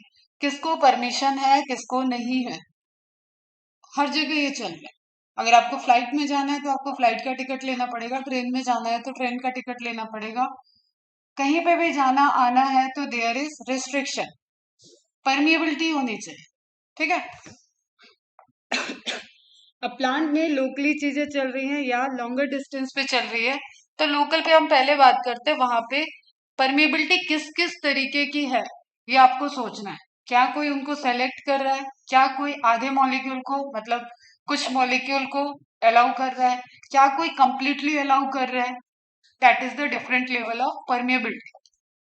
तो permeability is what, the exchange of material in out through the membrane is called permeability. Through the membrane से भी अप्रोप्रिएट वर्ड है, किसी बैरियर से. ओके क्योंकि जरूरी नहीं हमेशा मेम्ब्रेन है, सेल वॉल को भी आप यहाँ पे लाएंगे. तो the membranes are divided in the following types of the basis, या आप इस मेम्ब्रेन को भी बैरियर की ही तरह लो तो भी ओके. मतलब जिससे जाना है वो मेम्ब्रेन है. We are not talking about कि ये प्लाज्मा मेम्ब्रेन की बात हो रही. आपने आर्टिफिशियली लेबोरेटरी में आप किसी से ट्रांसपोर्ट कर रहे हो, दैट इज ऑल्सो मेम्ब्रेन, ठीक है. आप पनीर बनाना चाह रहे हो, आपने एक कॉटन का क्लॉथ लिया, that is also a membrane, barrier. समझ में आ रहा है? आप चाय छन्नी यूज कर रहे हो, चाय छन्नी भी एक बैरियर की तरह एक मेम्ब्रेन है. The membranes are divided in the following types on the basis of permeability. Permeability इनका basis है. Permeable membrane साइज के अकॉर्डिंग वो कुछ सेलेक्ट नहीं कर रही है, सिर्फ रिस्ट्रिक्शन इतना है कि उसके साइज के अंदर का मॉलिक्यूल है और वो जाए आए. कहाँ देखने को मिलता है अपने को? सेल वॉल, ठीक है, सेल वॉल. जैसे इसको आप रिलेट करो कि अगर मैं इस दरवाजे से अंदर बाहर करने को कह रही हूँ तो कोई भी आ जा सकता है, लेकिन अब हम यहाँ बाहर हाथी लाके खड़ा कर दें तो वो इसके साइज के अकॉर्डिंग ही नहीं होगा ना. बड़ा हाथी लाए, छोटा बच्चा है, ठीक है, तो हाथी लाके खड़ा कर दिए तो वो नहीं आएगा. ट्रक लाके खड़ा कर दे तो उसको अंदर नहीं करेंगे. बड़ा सा बेड आ जाता है घर में तो ट्रिक चलती है कि ये डायगनल करके अंदर लाना है, टेढ़ा करे, ऊपर करे, नीचे करे, ये खुल सकता है क्या, दुनिया भर की चीजें चलती है और बहुत सिली मिस्टेक होती है. कभी कभी कोई चीज ऑर्डर होता है और घर के मेन दरवाजे के साइज से ही वो बड़ा होता है, ठीक है, तो फिर बाहर रखो, फिर से बुलाओ कारपेंटर, कटवाओ उसको, एंड फिर उसके टुकड़े टुकड़े अंदर आते हैं, फिर वो जुड़ते हैं. ऐसा होता है. इवन पहले तो इतनी टेक्नोलॉजी नहीं थी तो मेरे सामने का केस है, एक आंटी का दरवाजा हटा था क्योंकि जो साइज थी वो सिर्फ इसके चौखट इतना कम पड़ रहा था, मतलब ज्यादा था. तो चौखट को हटाया, मतलब ये जो बॉर्डर है दैट इज द चौखट, तो चौखट को निकाल दिया, तो वो अंदर आ गया और उसके बाद दोबारा दरवाजे को लगा दिया। तो आप इसको समझो हम क्या बताना चाह रहे हैं। परमिबिलिटी है, कोई सिलेक्शन नहीं हो रहा है, लेकिन इट्स सिर्फ एक सिलेक्शन है कि उसका साइज क्या है, वहां पे जो पोर है जिसके थ्रू आना जाना है, जो पैसेज बन रहा है उसका साइज क्या है, और जो मॉलिक्यूल आ रहा है उसका साइज क्या है, हम सेलेक्ट नहीं कर रहे हैं। ठीक है, जैसे मांडवी पे गेट है तो हम सेलेक्ट नहीं कर रहे कि उसके अंदर इंसान जा रहा है कि गई आ जा रही है कि बच्चा जा रहा है, जाते रहो आते रहो, लेकिन कोई मांडवी के गेट के साइज से बड़ा चीज उसके अंदर नहीं जा सकता, दैट इज रिस्ट्रिक्टेड। समझ में आया? लेकिन इसी परमेबिलिटी को अगर हम सेलेक्ट करने लगे, वहां पे हम एक गार्ड बैठा दें हर आने जाने वाले का आईडी कार्ड चेक कर रहा है, किसी को अलाउ कर रहा है, किसी को नहीं अलाउ कर रहा है, जानवर को हटा दे रहा है वहां से, तो that is a kind of selection. ठीक है, such membranes are permeable for both solute and solvent. Solvent तो ऑब्वियसली बह के चला जाएगा, एग्जाम्पल सेल वॉल और फिल्टर पेपर। लिविंग सिस्टम का भी ध्यान रखो, एंड नॉन लिविंग आप लेबोरेटरी में जब कर रहे हो तो भी आप फिल्टर पेपर यूज कर रहे हो, चाय छन्नी यूज कर रहे हो, सीव्स यूज कर रहे हो, आटा चाल रहे हो, देख रहे हो अपने चारों तरफ ये सब चीजें। सेमी परमेबल मेम्ब्रेन पढ़ाते वक्त मैंने बताया था लिविंग सिस्टम में कहीं पे भी सेमी परमेबल मेम्ब्रेन नहीं है, लेकिन हम जब एक्सपेरिमेंटल उसको करते हैं, लेबोरेटरी में करते हैं, तो वी यूज सेमी परमेबिलिटी, क्योंकि वो नेचुरली वो लिविंग सिस्टम को सेलेक्ट नहीं कर रहा है, वो अब आर्टिफिशियल सिस्टम में सेलेक्ट कर रहा है। तो जिसको सेलेक्ट कर रहा है वो सेमी हो गया, semi selective, semi non selective, किसी को अलाउ करेगा किसी को नहीं अलाउ करेगा। तो जब आप लेबोरेटरी में यूज करते हो तो you use semi permeable membrane.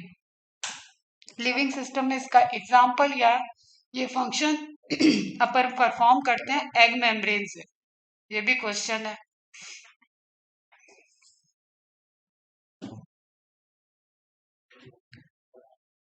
Okay, such membranes allow diffusion of solvent molecules but do not allow the passage of solute। इसको आपने पढ़ा हुआ है मेरे से ऑस्मोसिस में। ऑस्मोसिस एक ऐसी सेमी परमेबल मेम्ब्रेन का एग्जांपल और प्रोसेस है जिसमें वाटर का मूवमेंट अलाउ होता है, वाटर में डिजोल्व सॉल्यूट का मूवमेंट रिस्ट्रिक्टेड होता है। समझ में आ रही बात? अगर आपने सॉल्ट सॉल्यूशन लिया है तो वो सॉल्ट को अलाउ नहीं करेगा, वाटर को ट्रांसपोर्ट करा देगा। अगर आपने शुगर सॉल्यूशन लिया है तो वाटर को अलाउ कर देगा, वाटर उससे अलग हो जाएगा एंड शुगर दूसरे साइड में रह जाएगा। Is it clear? Artificial membrane like cellophane, लिख लो कहीं पे, and copper ferrocyanide membrane, parchment paper and goat bladder.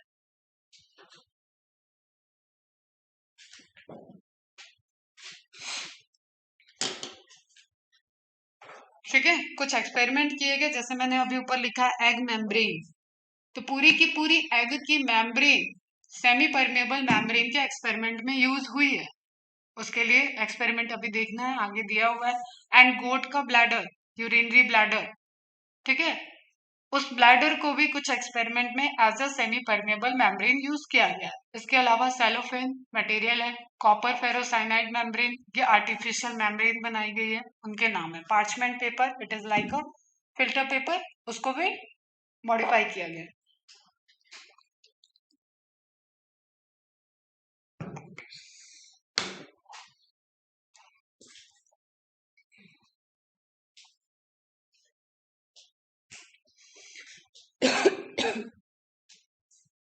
सब कुछ बंद कर दिया, बड़ी शांत।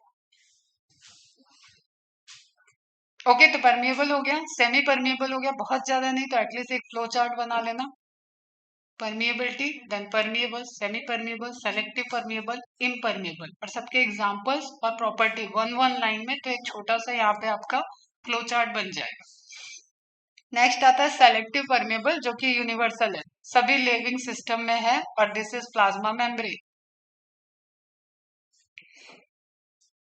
सेलेक्टिव परमेबल मेम्ब्रेन और डिफरेंशियली परमेबल मेम्ब्रेन, डिफरेंशियली मतलब डिफरेंशिएट कर रही है, डिफरेंशिएट कि किसको अलाउ करना है किसको अलाउ नहीं करना। ओके, डिफरेंशियली परमेबल मेम्ब्रेन किसको लिपिड से लाना है, किसको प्रोटीन चैनल के थ्रू लाना है, ये सब यहाँ पे प्रोसेस चलेगा। Such membranes allow some selective solute ठीक है, to pass through them along with the solvent molecules. Solvent और सॉल्यूट दोनों को अलाउ कर रही है, बट सेलेक्ट करेगी कि क्या चाहिए। जैसे कैस्पेरियन स्ट्रिप पे ब्लॉकेज इसीलिए था, का ब्लॉकेज एंडोडर्मिस में इसीलिए था कि वो सेलेक्ट कर सके कि क्या आया वाटर के साथ, क्या आ गया। कहीं ऐसा कुछ नहीं आ गया ना जो वो प्लांट को चाहिए ही नहीं था, इसलिए उसको पासेस सेल में भेजा गया। पासेस सेल में भेजते ही उसको मिलेगी प्लाज्मा मेम्ब्रेन, वो उसको करेगी सेलेक्ट एंड देन उसको प्रोटोजाइलम के पास भेजेगी। तो समझ में आ रहा है सिलेक्शन का नीड क्या है। एग्जाम्पल में सेल मेम्ब्रेन आ गया, टोनोप्लास्ट आ गया, न्यूक्लियर मेम्ब्रेन भी आ जाता है, ऑर्गेनल में ऑर्गेनेलर मतलब माइटोकॉन्ड्रियल मेम्ब्रेन, क्लोरोप्लास्टिडियल मेम्ब्रेन, वो सब आ जाएगा। जहां जहां मेम्ब्रेन प्रेजेंट है, एंडोप्लाज्मिक रेटिकुलम की मेम्ब्रेन, गोल्जी की मेम्ब्रेन, ये सब आएगा। Clear? These membranes are permeable for CO2, N2, O2 gases. Permeable, पहले पॉइंट पे चलेगा वापस। इनको वो सेलेक्ट नहीं कर रही है, ये परमिएबिलिटी शो कर रही है। अल्कोहल, इसलिए अल्कोहल लीवर से पेट से डायरेक्ट लीवर में चला जाता है। ठीक है, अल्कोहल को कोई डाइजेशन की नीड नहीं होती, ये भी डाइजेस्टिव सिस्टम में देखोगे। इथर एंड वाटर, अब ये जनरल बात कर रहे हैं इसलिए अपन नॉन बायोलॉजिकल एग्जाम्पल भी देख रहे हैं। ठीक है, but impermeable for polysaccharide and protein, that's why इनका डाइजेशन होता है। अगर ये इसी को अलाउ कर देते तो आपको डाइजेशन की नीड ही नहीं है, आप जो गाजर मूली खा रहे हो वो डायरेक्ट चला जाएगा भाई, सब कुछ जाओ ना, पॉलीसेक्राइड ऐसे ही जाओ। पॉलीसेक्राइड को ग्लूकोज में कन्वर्ट कर रहे हैं, सुक्रोज में कन्वर्ट, डाइसेक्राइड मोनोसेक्राइड तक ला रहे हैं, फिर एब्जॉर्ब हो रहा है। ओके, तो ये क्या हो गया, सेलेक्ट कर रहे हैं देन परमिट कर रहे हैं। समझ में आई बात? इम्परमेबल मेम्ब्रेन, जो किसी को अलाउ नहीं कर रहे हैं। अब आपको पता है रबड़, रबड़ अगर आप देख रहे हो तो रबड़ से कुछ भी आप आर पार नहीं कर सकते हो। ये दिख रहा है आपको स्टेज, इससे आप कुछ भी आर पार नहीं कर सकते हो। तो अगेन जनरल बात है, aluminium foil, rubber membrane, suberised cell wall, ये आपके काम की चीज है। लिविंग का एग्जाम्पल आपने पढ़ा भी है, अभी कॉर्क में बताया था लास्ट। ठीक है, फैलम का फॉर्मेशन जो हुआ था वहां सुगराइज सेल वॉल बन गई थी, और वो टिश्यू पूरी लेयर क्या है, सुगराइज लेयर हो गई, तो वो वाटर के लिए इम्परमेबल हो गई, प्रोटेक्टिव लेयर हो गई थी। तो ये कैसा है, इम्परमेबल। Is it clear? इस पूरे कॉन्टेक्स्ट में अपन ने मेम्ब्रेन को रिस्ट्रिक्ट नहीं किया, मेम्ब्रेन को अपन ने प्रोडक्ट टर्म में देखा है, बैरियर की तरह देखा है। कौन सा बैरियर किसको अलाउ कर रहा है, किसको अलाउ नहीं कर रहा है। ठीक है, अब थोड़ा सा डिफ्यूजन के बारे में बात कर लेते हैं, उसके बाद कल यहाँ से डिफ्यूजन से ही आगे बढ़े। जो सबसे सिंपल मूवमेंट होता है, सबसे सिंपल, जिसको आप डेली कर भी रहे हो, डेली देख भी रहे हो। अगर आपने एक परफ्यूम स्प्रे किया है आने के पहले, दैट इज डिफ्यूजन। आपने एक लाइट ऑन की है, दैट लाइट इज डिफ्यूजन। ठीक है, आपके घर में कुकर से सीटी आई और उसकी खुशबू फैली, दैट इज डिफ्यूजन। ठीक है, कुछ आप बोल रहे हो, आवाज एक जगह से दूसरे जगह गई, दैट इज डिफ्यूजन। तो everything is related to diffusion. सबसे सिंपल जो आपको दिख रहा है दैट इज डिफ्यूजन, और बड़ा ही इंपॉर्टेंट है पहला ही पॉइंट इसका। अभी तक तो जो चल रहा था वो समरी चल रही थी, जनरली लोग क्या करते इतना घर से पढ़ के आते। ठीक है, यहाँ से मैडम लोग या सर लोग स्टार्ट करते हैं इस चैप्टर को। तो आप सारी चीजें रिलेट करो, सेल, एनाटॉमी, एंड देन आप यहाँ से, ये भी वैसे मैंने पढ़ाया हुआ है। ठीक, to understand the plant water relations या फ्लो, सब कुछ आपको समझने के लिए जो सबसे सिंपल प्रोसेस है जो लोकली हो रही है, that is the diffusion. Diffusion क्या है, मॉलिक्यूल हो, एटॉमिक लेवल पे हो, आयनिक लेवल पे हो। मैंने बोला ये केमिस्ट्री भी है, ये बायो भी है, सब कुछ है। तो आप ब्रॉडर देखो, फिर उसको बायो में अप्लाई करना है, तो समझते हुए पढ़ोगे ज्यादा अच्छा है। मॉलिक्यूल्स हो, एटम हो, आयन हो और मटेरियल हो, from an area of higher concentration, जहां पे वो है, और वहां पे जाएगा जहां पे या तो वो नहीं है या तो कम है। समझ में आ रहा है? ठीक है, to an area of their lower concentration, मतलब it is towards the concentration gradient high to low. तो एनर्जी चाहिए क्या? नहीं चाहिए। जितना ज्यादा ग्रेडियंट होता है, ग्रेडियंट मतलब डिफरेंस, ठीक है, जितना ज्यादा ग्रेडियंट होगा उतना फास्ट डिफ्यूजन होगा। और हम कल बात करेंगे कि डिफ्यूजन किस किस चीज पे डिपेंडेंट है, उतना फास्ट डिफ्यूजन होगा। इसको एग्जांपल पे समझो, जैसे जस्ट सपोज कोई एक जगह मॉलिक्यूल 10 है, दूसरी जगह 4 है, 10 है, दूसरी जगह 6 है, 10 है, दूसरी जगह 8 है। सबके डिफरेंसेस बताओ फटाफट जरा। अरे माइनस करना है भाई। 6 4 2, तो डिफ्यूजन फास्टर किस में होगा? फर्स्ट में फास्टर होगा। जितना डिफरेंट ग्रेडियंट जितना ज्यादा, दोनों के बीच में गैप जितना ज्यादा, यहाँ गैप कम है, that is the concentration gradient. 10 molecule है, दूसरे साइड 8 मॉलिक्यूल है, तो सिर्फ 2 मॉलिक्यूल में से एक मॉलिक्यूल ट्रेवल कर जाएगा तो 9 एंड 9 हो जाएगा। तो ग्रेडियंट बहुत कम है, ये फटाफट ट्रांसपोर्ट धीरे करके भी इक्विलिब्रियम में आ जाएगा, बहुत देर तक डिफ्यूजन नहीं चलेगा। Diffusion is faster when gradient is higher. जब दो पॉइंट के बीच का डिफरेंस ज्यादा होता है तो डिफ्यूजन फास्ट होता है। सिंपल, ऐसे दो चीज लिख लोगे, छोटी सी मैथ है, कुछ ऐसा बड़ी कहानी नहीं है। और इसी को केमिस्ट्री में पता है नहीं कितना गोलमोल तुम लोग पढ़ते हो और उलझे रहते हो उसमें। जो जहां पे ज्यादा है वो अपने या तो निग्लेजिबल जीरो रहेगा, तो ग्रेडियंट कितना हो जाएगा? 10। 10 माइनस जीरो 10 हो गया, तो सबसे फास्टर हो गया वो। जहां पे है और जहां पे नहीं है वहां सबसे तेज मूवमेंट करेगा, जहां पे है और जहां पे कम है तो इस पे डिपेंडेंट ऑन ग्रेडियंट कितना डिफरेंसेस है उसके according movement of diffusion affect होगा। Is it clear? तो from area of higher concentration to an area of their lower concentration itself. ऐसा नहीं कि हम CO2 को ट्रांसफर करा रहे हैं और हम दूसरी तरफ कंसेंट्रेशन ऑक्सीजन का देख रहे हैं। दोनों साइड में हमें सेम मॉलिक्यूल मटेरियल एटम उसी का कंसेंट्रेशन देखना होता है, and this is totally independent. बगल में कौन खड़ा है उससे उसको फर्क नहीं पड़ेगा, उसका खुद का कंसेंट्रेशन क्या है उससे ही सिर्फ डिफ्यूजन के मैकेनिज्म को इम्पैक्ट पड़ता है, अपने हायर टू अपने lower. The diffusion is continue till the dynamic equilibrium is not stabilise. अभी जैसे मैंने यहाँ एग्जांपल किया ना, 9 to 9, तो 9 to 9 हो गया, तो अब यहाँ डिफ्यूजन की कोई नीड नहीं, रुक गया। इट डिपेंड्स कि इस 9 मॉलिक्यूल में कौन अंदर है, सेल के अंदर। जस्ट सपोज ये है तो सेल के अंदर मेटाबॉलिज्म चल रही है, फटाफट 9 लाया क्यों था? यूज करने के लिए लाया था ना। इसमें से जैसे ही एक मॉलिक्यूल भी यूज हुआ 8 बजे फिर से डिफ्यूजन स्टार्ट हो जाए। समझो इस बात को बेटा, ग्रेडियंट है तो डिफ्यूजन है, इक्विलिब्रियम है तो डिफ्यूजन स्टॉप है। समझ में आई बात? और डिफ्यूजन फिर से कैसे जनरेट होगा? इनसाइड द सेल, जहां पे वो आया है वहां वो यूज भी होगा, चाहे वाटर मॉलिक्यूल ही क्यों ना। अगर अंदर आया है तो वो यूज होगा, CO2 प्लस H2 तभी फोटोसिंथेसिस होगी। समझ में आ रहा है? तो जैसे यूज होगा वो कम होगा, कम होगा तो फिर से फ्लो स्टार्ट हो जाएगा। The diffusion is continue till the dynamic equilibrium is not stabilize. जो मूवमेंट चल रहा था वो इक्विलिब्रियम नहीं आ जाएगा तब तक डिफ्यूजन चलता रहेगा। At this stage the net movement of molecule is equal to both direction. ठीक है, एक तो ये हो सकता है, एक तो ग्रेडियंट बनाया अपन ने, दूसरा ये चल सकता है कि ये 2 मॉलिक्यूल बाहर जा रहा हो तो अंदर भी साथ रह गया, 2 मॉलिक्यूल अंदर आ रहा है तो फिर से बाहर साथ रह गया।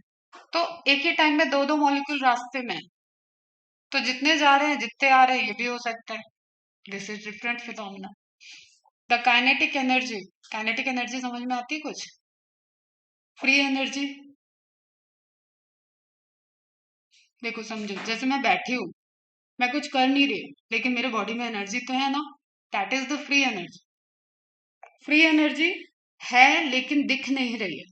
अभी हमें कोई धक्का दे दे तो देखो फिर मेरी एनर्जी वो काइनेटिक एनर्जी में कन्वर्ट हो जाएगी। तो मॉलिक्यूल्स हैं जैसे वो चल रहे हैं, टकराएंगे, कोलाइडल करेंगे, उनकी काइनेटिक एनर्जी बढ़ती जाती है, बढ़ती जाती है। ठीक है, तो डिफ्यूजन होगा तो एक दूसरे पार्टिकल से टकराएंगे, उनकी काइनेटिक एनर्जी वहां पे आ जाएगी। जब डिफ्यूजन नहीं हो रहा है तो पोटेंशियल रहेगा, फ्री एनर्जी रहेगी। एंजाइम में थोड़ा सा पढ़ाया भी था, activation energy, free energy, then end product की एनर्जी कंपैरिजन अपन ने एक ग्राफ देखा था, वो भी इससे रिलेटेड ही। Kinetic energy which is present in the molecule of material is distributed equally in their available space by their nature. Again, movement कब रुका है? जब इक्वल हो गए, ठीक है, कोलेजन करने की जरूरत ही नहीं। जैसे जस्ट सपोज मैंने बोला कि ये रूम पैक कर दिया, इधर हमने परफ्यूम का स्प्रे किया इस कॉर्नर पे, तो वहां पे परफ्यूम की महक जो होगी, फ्रेग्रेंस होगा, वो सबसे ज्यादा होगा, लेकिन धीरे धीरे वो डिस्ट्रीब्यूट हो जाएगी, सब जगह पहुंच जाएगी, तो वो इक्वल हो जाएगा, उधर भी आएगी, इधर भी आएगी, इधर भी आएगी। दैट इज द इक्विलिब्रियम, सब जगह डिस्ट्रीब्यूट हो गया। तो gases diffusion is much much faster, सबसे फास्ट रेट में डिफ्यूजन कहाँ होता है? गैस का गैस में, ठीक है। फिर लिक्विड का गैस में। तो एक आपको हायरार्की क्वेश्चन पूछी जाती है, ये भी ध्यान रखो। अगेन केमिस्ट्री में भी काम आएगा। Kinetic energy which is present in the molecule of material, क्या हो गया इसको, लाइट चली गई क्या?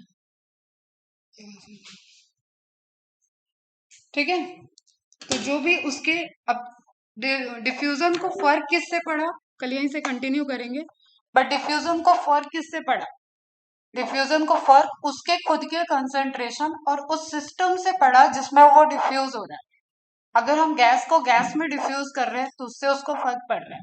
अगर हम इस रूम को कम कर रहे हैं और वहां पे हम स्प्रे किए जा रहे हैं, परफ्यूम का फिर से एग्जांपल लेते हैं, परफ्यूम स्प्रे किए जा रहे हैं, तो इट विल जनरेट सफोकेशन, वो सफोकेट करेगा, क्योंकि उसको एरिया कम मिल रहा है, उसको वॉल्यूम कम मिल रहा है। आपने वॉल्यूम बढ़ा दिया, फिर से वो डिफ्यूज होगा। आप डोर ओपन कर दो, वो दूसरे बाउंड्री में चला गया, वो डिफ्यूज होगा।